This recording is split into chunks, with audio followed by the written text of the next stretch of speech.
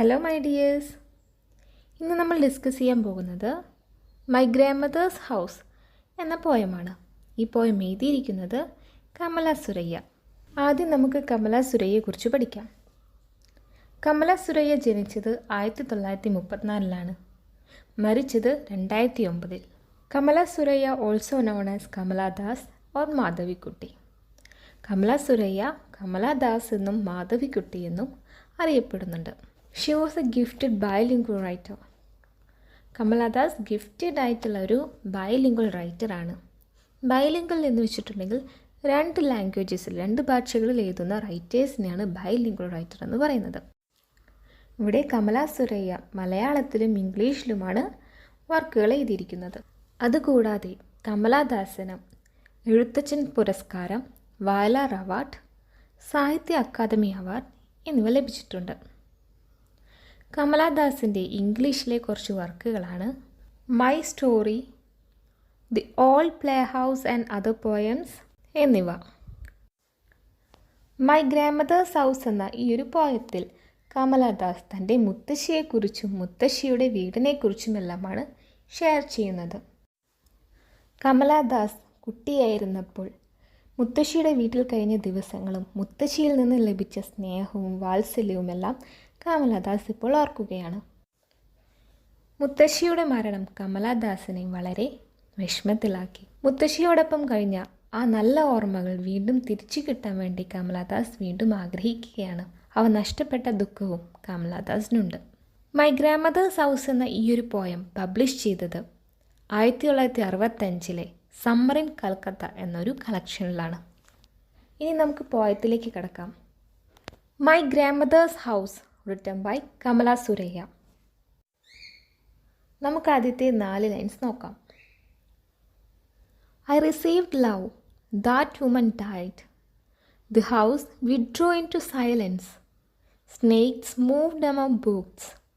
I was then too young to read, and my blood turned cold like the moon. Kamala Das ഇവിടെ പറയുന്നത് തൻ്റെ മുത്തശ്ശിയുടെ വീടിനെ കുറിച്ചാണ്. അങ്ങ് ദൂരെ, കമലദാസ് ഇപ്പോൾ നിൽക്കുന്ന സ്ഥലത്ത് നിന്നും ദൂരെ അവിടെ ഒരു വീടുണ്ട്, തൻ്റെ മുത്തശ്ശിയുടെ വീട്. അവിടെയാണ് കമല സുരയ്യ തൻ്റെ കുട്ടിക്കാലം ചെലവഴിച്ചത്. മുത്തശ്ശിയുടെ വീട്ടിൽ കഴിഞ്ഞ ദിവസങ്ങളും മുത്തശ്ശിയിൽ നിന്ന് ലഭിച്ച സ്നേഹവും വാത്സല്യവുമെല്ലാം കമലദാസ് ഇവിടെ ഓർക്കുകയാണ്. തൻ്റെ മുത്തശ്ശിയുടെ മരണശേഷം എങ്ങനെയാണ് തനിക്ക് കിട്ടിയിരുന്ന എല്ലാ സ്നേഹവും വാത്സല്യവുമെല്ലാം നഷ്ടപ്പെട്ടത് എന്നെല്ലാം കമലദാസ് ഓർക്കുകയാണ്. മുത്തശ്ശിയുടെ വിയോഗത്തോടെ, മരണത്തോടെ ആ വീട് വിജനമായി. നമുക്കിവിടെ മനസ്സിലാക്കാൻ പറ്റും, മുത്തശ്ശിയാണ് ആ വീടിൻ്റെ ആത്മാവ്. മുത്തശ്ശിയിലാണ് ആ വീടിൻ്റെ എല്ലാ സന്തോഷവും നിറഞ്ഞു നിന്നിരുന്നത്. അതുകൊണ്ട് തന്നെ മുത്തശ്ശി ഇല്ലാതായപ്പോൾ ആ വീടിൻ്റെ എല്ലാ സന്തോഷവും നഷ്ടപ്പെട്ടു. അതുകൊണ്ടാണ് ഇവിടെ the house withdrew into silence എന്ന് പറഞ്ഞത്. മുത്തശ്ശിയോടൊപ്പം ആ വീട്ടിൽ താമസിക്കുന്ന കാലത്ത് കമലാദാസ് വളരെ ചെറുപ്പമായിരുന്നു. കമലാദാസ് ചെറിയ കുട്ടിയായിരുന്നു. അതുകൊണ്ട് തന്നെ ബുക്കുകളൊന്നും വായിക്കാൻ അറിഞ്ഞിരുന്നില്ല. മുത്തശ്ശിയാണ് ബുക്കുകളെല്ലാം വായിച്ചു കൊടുത്തിരുന്നത്. മുത്തശ്ശി മരിച്ചപ്പോൾ അവിടെയുള്ള ബുക്കുകളെല്ലാം ആരും തിരിഞ്ഞു നോക്കാതെയായി. അതുകൊണ്ട് തന്നെ അവിടെ ബുക്കിൻ്റെ മുകളിൽ കൂടി പാമ്പുകൾ ഇഴയാൻ തുടങ്ങി. ഇതെല്ലാം ആ വീടിനെ കൂടുതൽ ഭയാനകരമാക്കി. കമലാദാസിന് മുത്തശ്ശിയുടെ മരണം വല്ലാതെ വേദനിപ്പിച്ചു.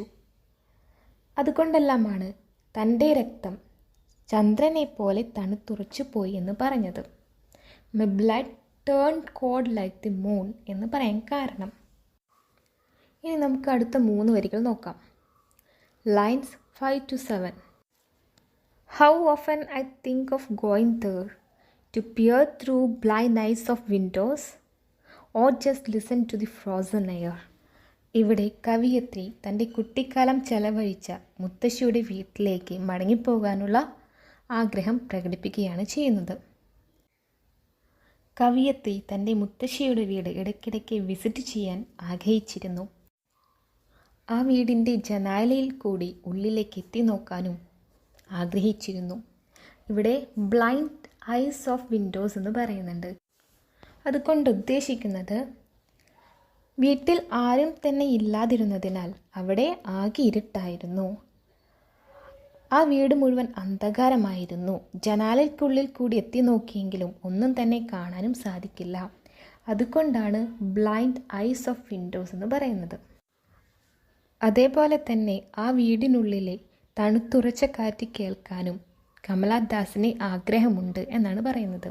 ഇവിടെ ദി ഫ്രോസൺ എയർ എന്നതുകൊണ്ട് അർത്ഥമാക്കുന്നത് തൻ്റെ മുത്തശ്ശിയുടെ വീട് പൂട്ടിയിട്ടിരിക്കുകയും ആ വീട്ടിൽ ശുദ്ധവായു കടക്കാതെ അടഞ്ഞുകിടക്കുകയും ചെയ്യുന്നതിനാലാണ് അവിടുത്തെ വായു തണുത്തുറഞ്ഞിരുന്നു എന്ന് പറയുന്നത്. ഇനി നമുക്ക് അടുത്ത വരികൾ നോക്കാം. Lines 8 to 11. Or in wild despair, pick a armful of darkness to bring it here to lie behind my bedroom door like a brooding dog. You cannot believe, darling. ഈ വരികളിൽ നിന്ന് നമുക്ക് മനസ്സിലാക്കാൻ പറ്റുന്നത് കമലാദാസ് വളരെ വിഷമത്തിലാണ്, നിരാശയിലാണ്.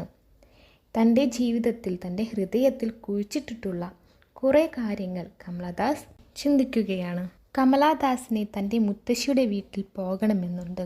പക്ഷേ അത് സാധ്യമല്ല. കാരണം കമലാദാസ് ഇപ്പോൾ താമസിക്കുന്നത് തൻ്റെ മുത്തശ്ശിയുടെ വീട്ടിൽ നിന്നും വളരെ ദൂരെയാണ്, വേറൊരു സിറ്റിയിലാണ്. തൻ്റെ പ്രിയപ്പെട്ട മുത്തശ്ശിയുടെ വീട്ടിൽ നിന്നുള്ള ഒരു നുള്ളു ഇരുട്ട് പോലും അവൾക്ക് സുരക്ഷിതത്വവും സ്നേഹവുമെല്ലാം നൽകുന്നു എന്നാണ് പറയുന്നത്. അതുകൊണ്ട് തന്നെ തൻ്റെ ദുരിതപൂർണവും വിഷമവും നിരാശയുമെല്ലാം അടങ്ങിയ ജീവിതത്തിലേക്ക് അതിനെ കൊണ്ടുവരാൻ കവി ആഗ്രഹിക്കുന്നു.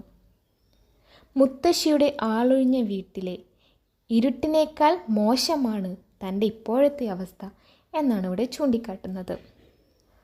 അവിടുത്തെ അന്ധകാരം, മുത്തശ്ശിയുടെ വീട്ടിലെ അന്ധകാരം അവളെ ഒറ്റപ്പെടുത്തുന്നില്ല, ഭയപ്പെടുത്തുന്നില്ല.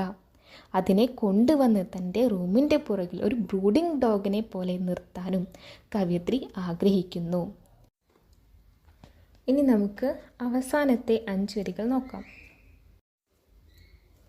You cannot believe, darling, can you, that I lived in such a house and was proud and loud. I who have lost my way and beg now at stranger's door to receive love, at least in small change. ഇവിടെ darling എന്ന വാക്ക് ഉപയോഗിച്ചിരിക്കുന്നത് നമുക്ക് കാണാം. അതുകൊണ്ട് ഉദ്ദേശിക്കുന്നത് കമലാദാസ് അടുത്ത ആരോടോ സംസാരിക്കുകയാണ് എന്നതാണ്. അത് ചിലപ്പോൾ കമലാദാസിൻ്റെ ഭർത്താവാവാം, പ്രിയപ്പെട്ട വേറെ ആരെങ്കിലും ആവാം, ചിലപ്പോൾ വായനക്കാരോടായിരിക്കാം സംസാരിക്കുന്നത്. ഇവിടെ പറയുന്നത് മുത്തശ്ശിയുടെ വീടിനെ കുറിച്ചുള്ള ചില നല്ല ഓർമ്മകൾ തനിക്കുണ്ടെന്ന് ആരും വിശ്വസിക്കുകയില്ലെന്നും അതിൽ തനിക്ക് അഭിമാനമുണ്ടെന്നും കവി പറയുകയാണ്.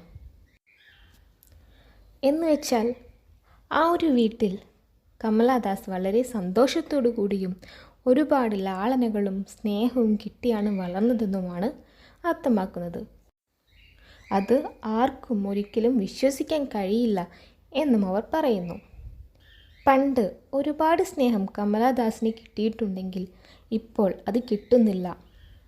അതുകൊണ്ട് തന്നെ ഇപ്പോൾ സ്നേഹത്തിനു വേണ്ടി അപരിചിതരുടെ വാതിലുകളിൽ തിരക്കേണ്ട അവസ്ഥയാണ് എന്നാണ് കവയിത്രി പറയുന്നത്. കവയിത്രിക്കറിയാം തൻ്റെ മുത്തശ്ശിയുടെ അടുത്തു നിന്നും കിട്ടിയ അത്ര സ്നേഹം തനിക്കിപ്പോൾ കിട്ടില്ല എന്ന്. പക്ഷേ അതിൻ്റെ ഒരു ഭാഗമെങ്കിലും അവൾ പ്രതീക്ഷിക്കുന്നു എന്നാണ് ഇവിടെ പറയുന്നത്. ഇവിടെ കമലാദാസ് തൻ്റെ അൺഹാപ്പി ആയിട്ടുള്ള മാരീഡ് ലൈഫ് തുറന്നു കാണിക്കുകയും ചെയ്യുന്നുണ്ട്. ഇതാണ് മൈ ഗ്രാൻഡ് മദേഴ്സ് ഹൗസ് എന്ന കമലാദാസിൻ്റെ പോയം.